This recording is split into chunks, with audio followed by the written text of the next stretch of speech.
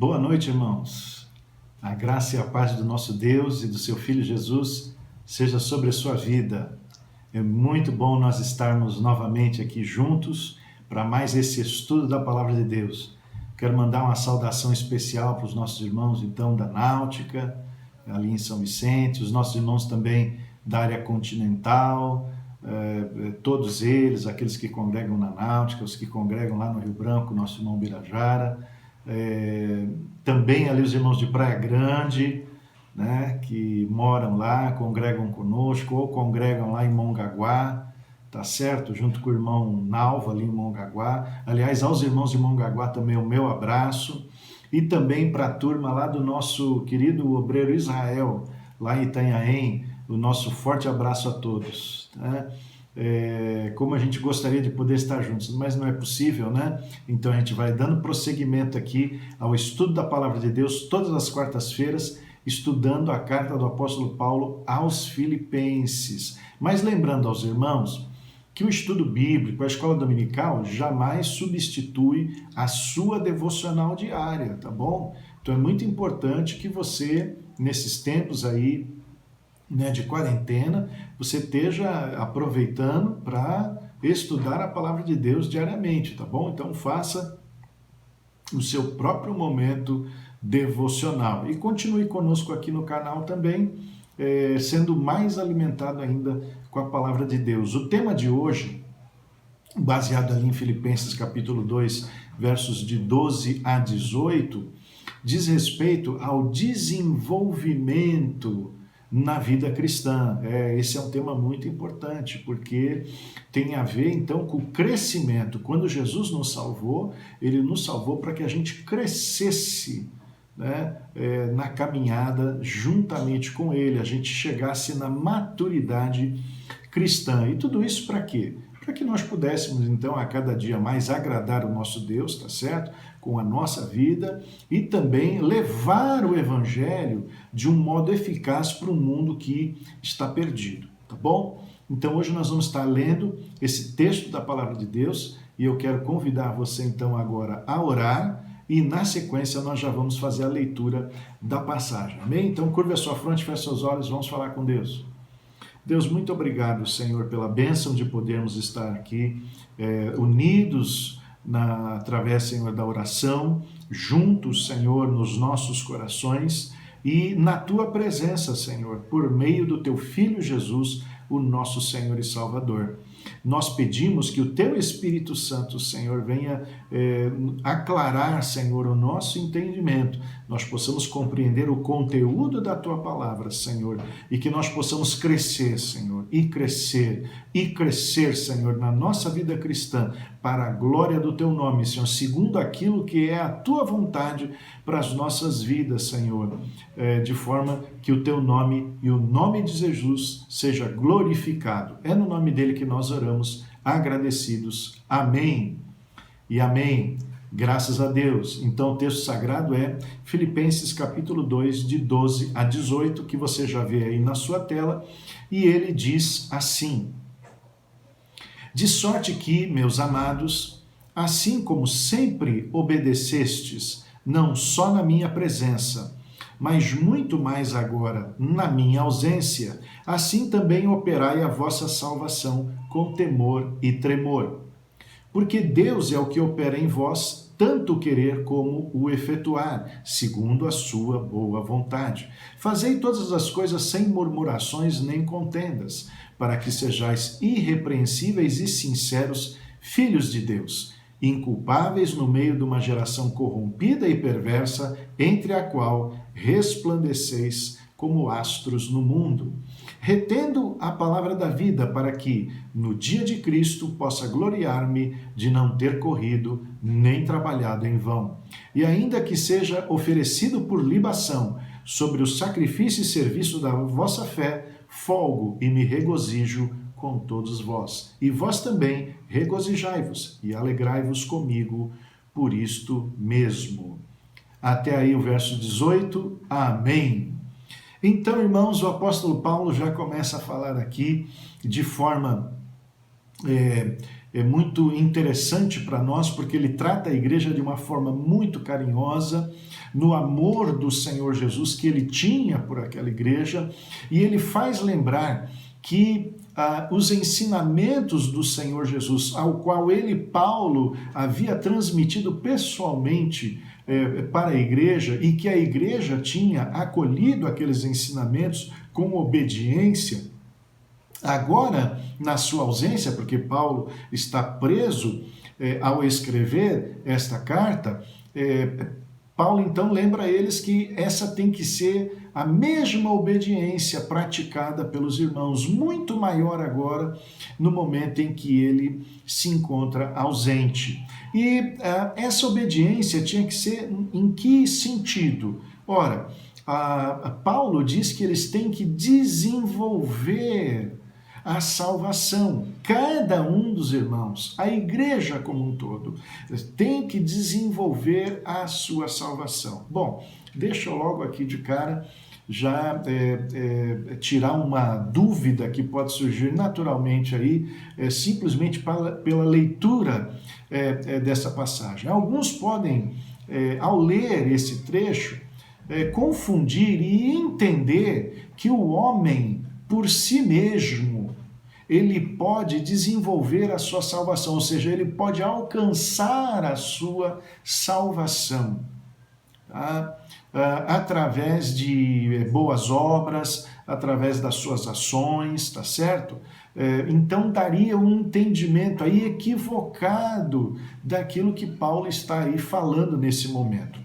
É óbvio que o homem não pode, por si mesmo, alcançar a salvação. Nada do que ele faça pode chegar ao ponto de agradar a justiça divina. Aliás, o apóstolo Paulo foi claro ao dizer sobre salvação, em Efésios 2, 8, que ela é mediante a graça, amém? Não, tá? Ela é através da graça divina, ok? E não por obras, tá certo? Para que ninguém se glorie. Então veja, que se ao homem fosse dado essa possibilidade, Cristo não precisaria ter vindo ao mundo, não é verdade? Ao mesmo tempo, ele vindo ao mundo e a sua morte na cruz do Calvário, a morte seria em vão, porque se ela é desnecessária, o homem pode alcançar a sua salvação, não é verdade? Então veja que esse ensino, ele não é bíblico, tá certo? Ele precisa da obra de Cristo Jesus na cruz do Calvário para ser salvo. Ele precisa da graça divina. Esse é o ensino bíblico, tá certo? Qualquer ensino que venha diferente disso é extra-bíblico e nós não podemos aceitar de forma alguma, tá? Mas então, pastor, se ele não está querendo dizer nessa passagem que o homem pode encontrar salvação, o que Paulo aí está dizendo para nós? Ora, o que Paulo está querendo dizer aí para nós é que nós, igreja, nós, os crentes, na condição de salvos, ou seja, esse já é o nosso estado, essa já é a nossa condição. Na condição de salvo, nós precisamos trabalhar, por isso ele fala operai. Nós precisamos trabalhar para crescermos na fé. Nós precisamos trabalhar para nos desenvolver na vida cristã. Tá? Então isso é uma palavra para nós de grande responsabilidade. Tá? O crente ele precisa crescer. Ele hoje não pode ser o mesmo que foi ontem. Ele precisa se desenvolver, tá certo? E isso é possível na medida em que ele vai vivendo a sua vida cristã de acordo com as orientações da palavra de Deus, seguindo o modelo de Cristo. Amém? Não? Tá certo? Isso é possível. E o apóstolo Paulo aqui, ele vai trabalhar conosco aqui algumas coisas que são importantes nesse desenvolvimento, tá, da vida cristã. Tá certo? Ele vai falar da base desse desenvolvimento, ou seja, qual é o fundamento desse desenvolvimento. Ele vai falar do modo pelo qual esse desenvolvimento pode ocorrer, tá certo? Ou seja, a forma do desenvolvimento, e ele vai falar também do propósito desse desenvolvimento, desse crescimento na vida cristã, ou seja, qual é o objetivo, para que crescer? Tá? Nesses três aspectos o apóstolo Paulo então vai estar falando nessa passagem e a gente quer abordar justamente começando pela base. Nós vamos começar pelo verso 13, para depois nós retornarmos no verso 12. Porque ali no verso 13, irmãos, é dito o seguinte: porque Deus é quem opera em vós tanto o querer como o realizar segundo a sua boa vontade. Irmãos, é o próprio Deus que age nas nossas vidas. É de Deus que tudo procede, tá? A salvação e tudo mais na nossa vida cristã. Veja que o apóstolo Paulo aqui, ele vai informar aos irmãos de Filipenses, e para nós também traz esse entendimento nessa noite, que a vontade de Deus para eles, tá, é que eles cresçam na vida cristã. Na realidade, quando o texto diz que Deus é quem efetua em nós tanto o querer como o realizar, significa dizer o seguinte: que o desejo de crescer na vida cristã, tá, que ocorre na nossa vida, ele vem, tá, por agir divino, tá certo? Por agir da parte de Deus na nossa vida. Também, tá, o realizar, ou seja, a capacitação para esse desenvolvimento, a habilidade para esse crescimento, ela também vem do Senhor nosso Deus, amém? Tá? Então veja que tudo na nossa vida no que diz respeito ao crescimento, seja na nossa aspiração por ele, seja nas nossas ações para que o crescimento de fato se concretize em nós, nasce em Deus.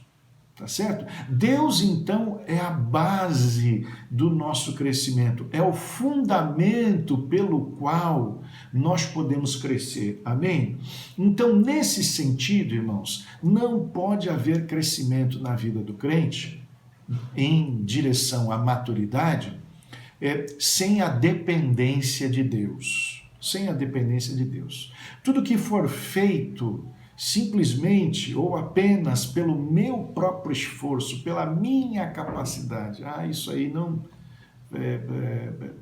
não trará o verdadeiro crescimento que Deus é que fundamenta. Amém? Não? Tá bom? E essa questão do agir de Deus na nossa vida, tá, para o nosso crescimento, é interessante porque Deus, além de ser esse que vai nos inspirar para isso, nos levar a isso, tá? Ele também é exemplo disso nas nossas vidas, amém? Porque o texto é muito claro quando ele diz que Deus opera, amém? Então entenda uma coisa que é importante: ele pede para que a gente opere o desenvolvimento da nossa vida cristã, mas ele mesmo opera, tá? Ou seja, Deus faz a sua parte. Deus é o exemplo de trabalho para as nossas vidas. Tá? Veja que um pouquinho antes, o contexto anterior da passagem que nós lemos, né, na semana passada, que foi aquele exemplo maravilhoso do amor de Cristo, vindo ao mundo, se fazendo carne, né, morrendo por nós, sendo obediente ao Pai em tudo, tá? Até a morte e morte de cruz. Então, esse exemplo é que Deus dá para nós, tá certo? De um Deus que trabalha a nosso favor. Então, é baseado nesse exemplo, tá, que nós também devemos trabalhar para o desenvolvimento da nossa vida cristã. E aí Paulo está dizendo, então obedeça. Amém? Obedeça a esse exemplo, siga esse exemplo. Veja que Paulo fala de obediência, não é? Olha, vocês me obedeceram antes, quando eu estava presente, agora na minha ausência, obedeçam ao Senhor também. Essa palavra do apóstolo ela serve para nós hoje, para a nossa igreja hoje, nos nossos dias, né? Paulo deixou o ensinamento aí. Na ausência do apóstolo Paulo está presente o seu ensinamento através da Bíblia Sagrada e nós devemos ser obedientes, então, a esse exemplo do nosso Deus. Amém? Então veja que Deus é a base onde nós podemos depender dele, tá? Para crescermos e seguir o seu exemplo, para que nós possamos crescer. Amém? O segundo ponto que nós devemos destacar nessa mensagem é sobre o modo como esse crescimento se dá na nossa vida cristã. 4 palavras que você vai ver no texto aí que vão estar destacando essa forma de crescimento. A primeira delas é o próprio verbo operai. Depois você vai ver aí na sequência, grifada, a expressão temor e tremor. O terceiro, sem murmurações e contendas. E retendo a palavra de vida. Essas 4 expressões, então, é que vão mostrar para nós um pouquinho de como nós podemos crescer na vida cristã. A palavra operai, ela significa literalmente trabalhar, tá? Mas esse trabalho ele não é um trabalho simples e nem pode ser um trabalho realizado de forma desleixada. Antes, é algo que é dificultoso, é algo que realmente dá trabalho. E, por conta disso, nós precisamos empregar todo o nosso esforço, toda a nossa energia para poder realizar esse trabalho. Então, fica claro aí a nossa responsabilidade, né, diante da ordem que Paulo está dando para nós cristãos. Muita seriedade envolve, então, a busca desse crescimento na nossa vida cristã. Uma das coisas que a gente vai ter que trabalhar muito é a questão do nosso tempo, né? O quanto nós nos envolvemos com o nosso crescimento espiritual, né? Quanto de dedicação a gente separa, né, na nossa vida para dar valor ou prioridade para as coisas que dizem respeito à nossa vida cristã. Então, precisamos operar uma certa energia, uma firmeza, esse trabalho, né, que é tão importante. Paulo usa a expressão temor e tremor e fica fácil para a gente entender o significado dessa expressão, porque nós entendemos o temor de Deus como o respeito, a reverência que devemos ter ao Senhor. Veja que tudo que fazemos na vida, a gente faz debaixo do olhar do nosso Deus. Deus, ele contempla, né, os nossos pensamentos, as nossas palavras, as nossas atitudes, não é verdade? Então, por conta de Deus estar a nos observar, tudo que nós precisamos fazer e devemos fazer é procurar agradá-lo ao máximo, tá? Então, esse trabalho ele precisa ser realizado com qualidade, tá? O que eu estou fazendo para o Senhor tem qualidade? Eu estou tentando fazer para o Senhor aquilo que é o melhor? Ele merece o melhor.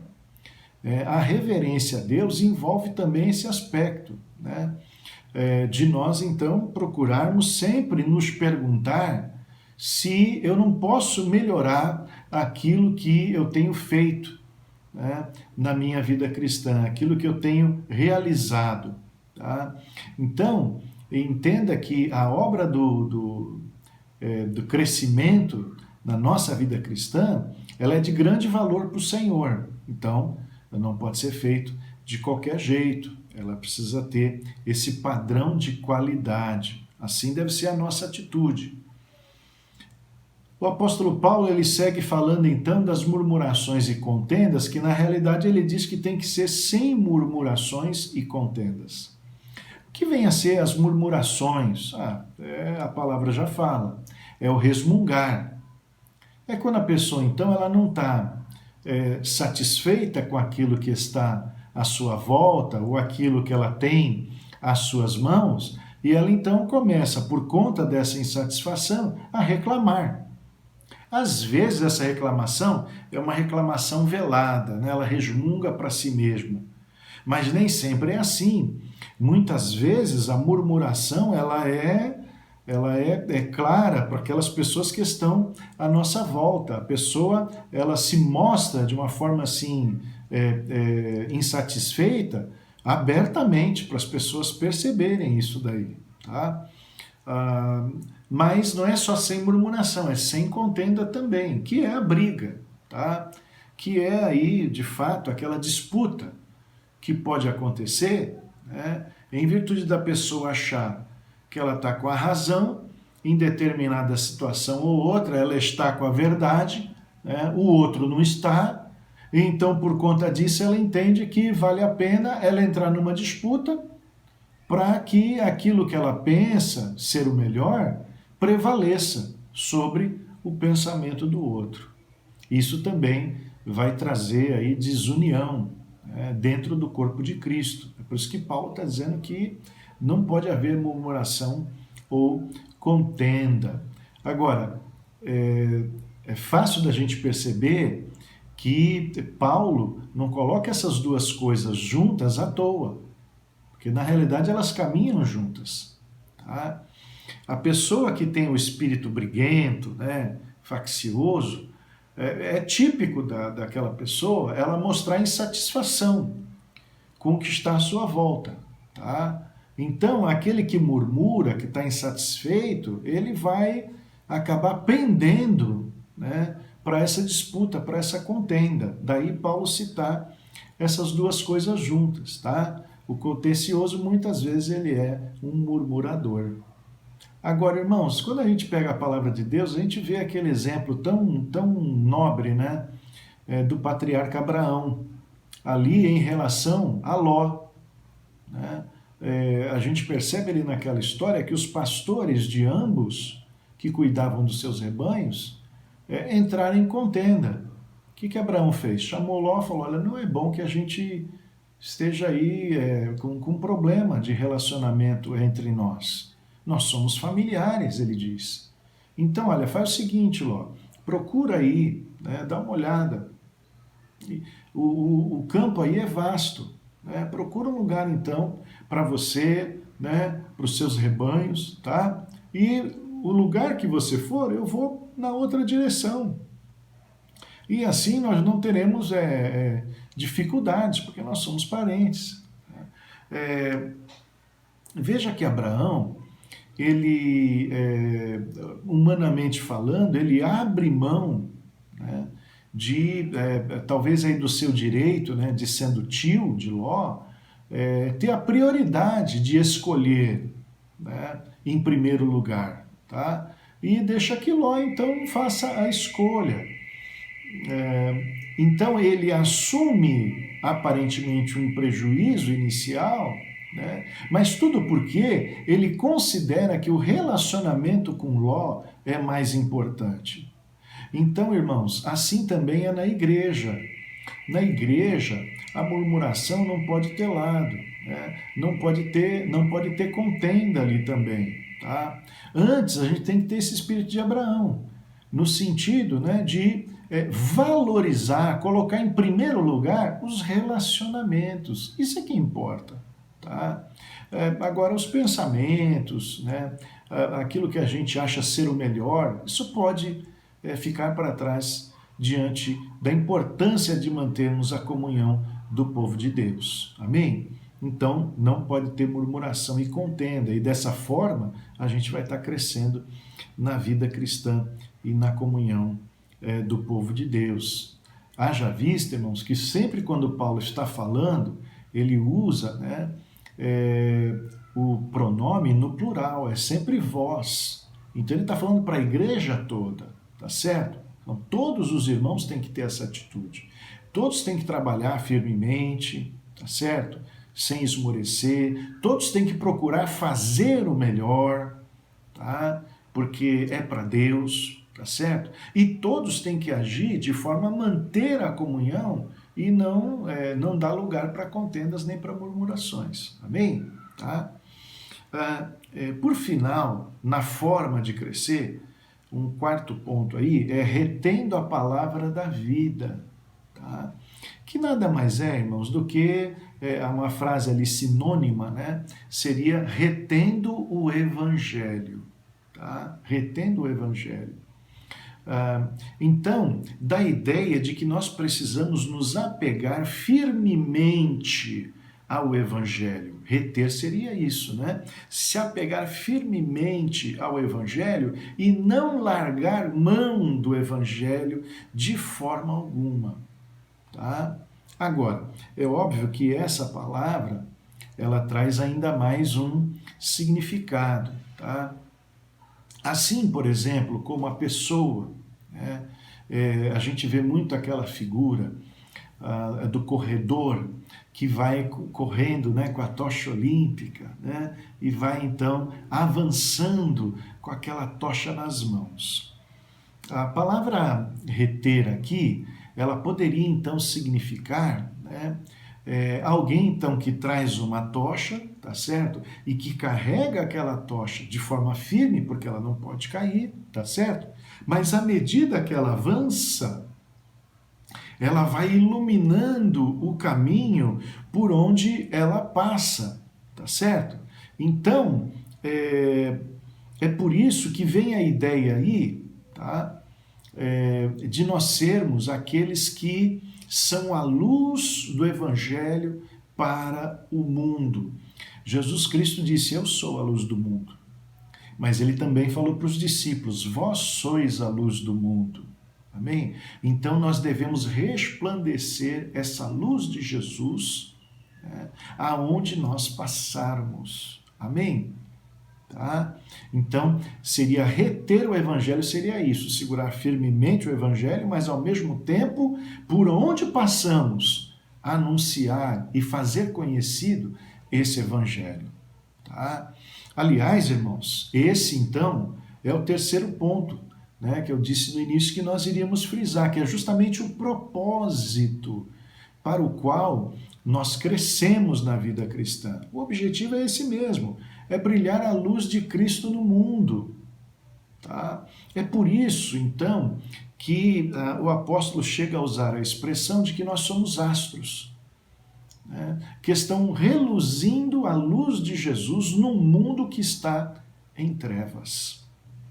Tá? Então, essa é a figura, o cenário, né, melhor dizendo, que ficaria claro para identificar o motivo pelo qual a gente tem que se desenvolver na nossa vida cristã. Na realidade, o mundo ele está em densas trevas, ele está perdido. Aliás, quando você lê aí, você percebe esse contraste mundo e igreja, tá? Então a igreja é o astro, né? É aquele que retém o evangelho, já o mundo não.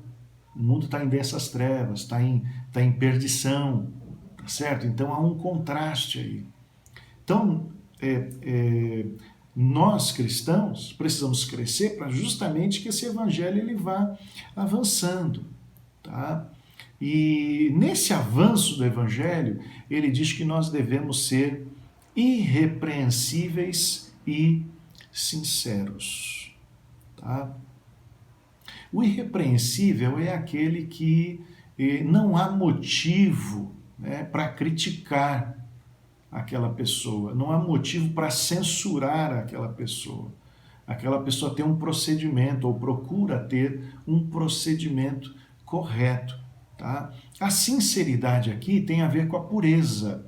É por isso que você está vendo aí, então, a imagem, né, do ouro mais puro, que é o 24 quilates, tá certo? Ou seja, não há mistura nesse ouro de nenhum outro metal, tá? Que possa abaixar o seu valor comercial. Tá? Da mesma forma, a sinceridade aí tem a ver com a nossa pureza, onde nós não estamos deixando que nenhuma impureza do mundo faça parte da nossa vida. E por isso, então, não há por que sermos repreendidos. Esse é um ideal que a gente tem que buscar diante do mundo. Amém?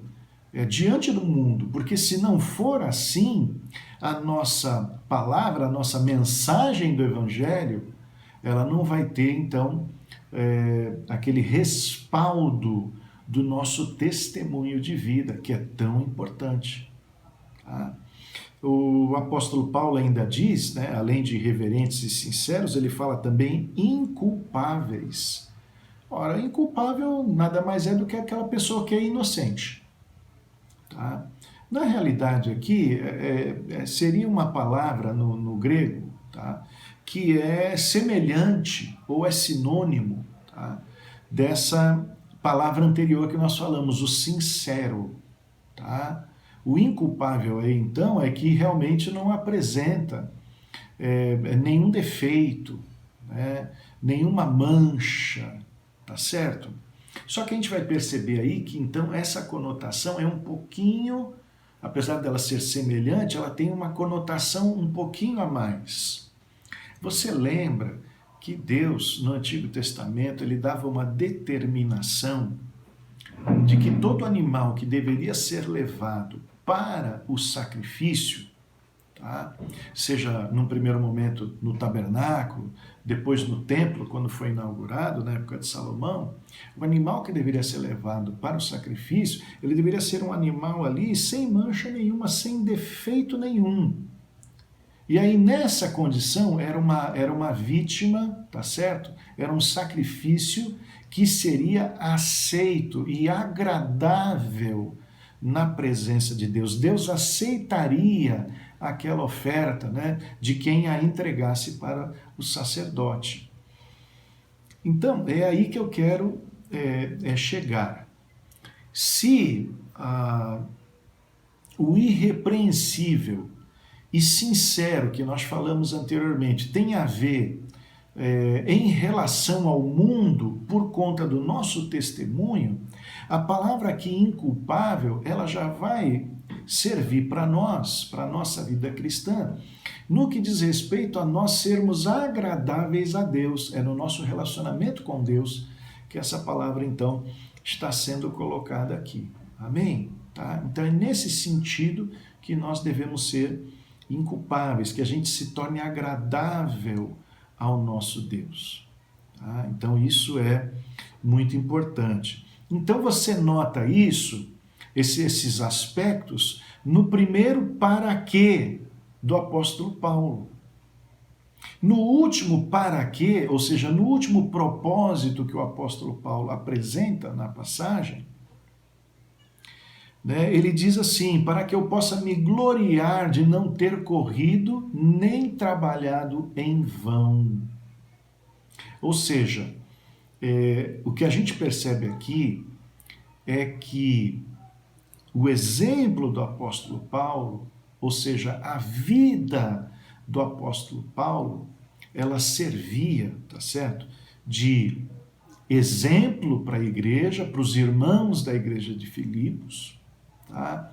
Os irmãos da igreja de Filipos deveriam se motivar no crescimento da sua vida cristã ao olhar para Paulo, e da mesma forma, o crescimento da igreja, dos irmãos da igreja de Filipos, que eles operavam em si mesmos, tá? Fazendo a sua parte, era motivo de alegria para o apóstolo Paulo, era motivo de estímulo para o apóstolo Paulo. Tá? Então havia uma sinergia e havia uma troca de estímulos em virtude da ação de um e para com o outro, né? Em relação ao outro, enfim, havia crescimento de ambos os lados. E Paulo, então, ele cita, olha, quando eu estiver no céu, né? Então essa é uma finalidade muito louvável, né? De forma nenhuma aqui está um aspecto, né, de autoglorificação do apóstolo Paulo, tá?